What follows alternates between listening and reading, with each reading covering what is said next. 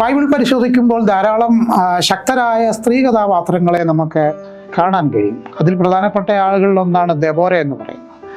അതുപോലെ തന്നെ ധാരാളം സ്ത്രീ കഥാപാത്രങ്ങൾ, രൂത്തിനെ പോലെയുള്ള, ഹാഗറിനെ പോലെയുള്ള ധാരാളം സ്ത്രീ കഥാപാത്രങ്ങളാണ്, യേശുവിൻ്റെ അമ്മ മറിയത്തിനെ പോലെയുള്ളവരൊക്കെ. എന്നാൽ ഇവരിൽ നിന്ന് വ്യത്യസ്തയായ ഒരു സ്ത്രീ കഥാപാത്രമാണ് രാഹാബ് എന്ന് പറയുന്ന വേശ്യ.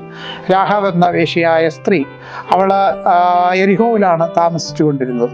അവളുടെ ജോലി വളരെ നികൃഷ്ടമായ ജോലിയായിരുന്നു. മറ്റാളുകൾക്ക് അവളെ കണ്ടാൽ അറപ്പും ബുദ്ധിമുട്ടും തോന്നത്തക്ക രീതിയിലുള്ള ഒരു തൊഴിലാണ് അവൾ സ്വീകരിച്ചിരുന്നത്. എന്നാൽ എരിഹോ പട്ടണം കാണാൻ വേണ്ടി വന്ന 2 യഹൂദ പുരുഷന്മാരെ അവൾ മനസ്സിലാക്കുകയും അവരെ സ്വീകരിക്കുകയും അവർക്ക് വേണ്ടുന്ന എല്ലാ ഒത്താശ ചെയ്തു കൊടുക്കുകയും ചെയ്യുന്നതായിട്ട് നമുക്ക് യോശുവയുടെ പുസ്തകത്തിൽ നിന്ന് മനസ്സിലാക്കാൻ കഴിയുന്നു. ഒരു വേശ്യയായ സ്ത്രീക്ക് എങ്ങനെ ചെയ്യാൻ കഴിയുമെന്നൊരു പക്ഷെങ്കിൽ നമുക്ക് തോന്നിയേക്കാം.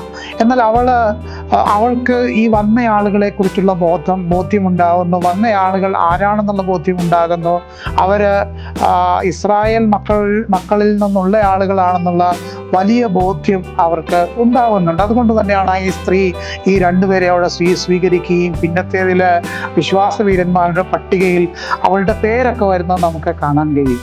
പല ആളുകളെയും നമ്മൾ വളരെ മോശമായി ചിത്രീകരിക്കാറുണ്ട്.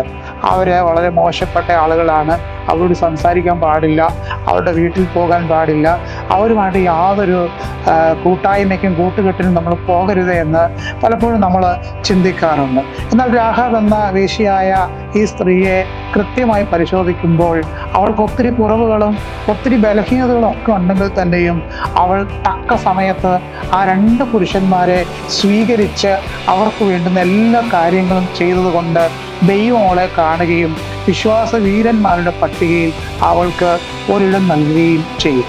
നമുക്ക് ചുറ്റുമുള്ള ആളുകളെ വിമർശിക്കാനുള്ള സ്വാതന്ത്ര്യം നമുക്കില്ല, നമുക്ക് ചുറ്റുമുള്ള ആളുകളെ വിധിക്കാനുള്ള സ്വാതന്ത്ര്യം നമുക്കില്ല. മറിച്ച് ദൈവം അവരെ വിധിക്കട്ടെ, ദൈവം അവരെ കാണട്ടെ, ദൈവം അവർക്ക് വേണ്ടുന്ന വഴികൾ തുറക്കട്ടെ.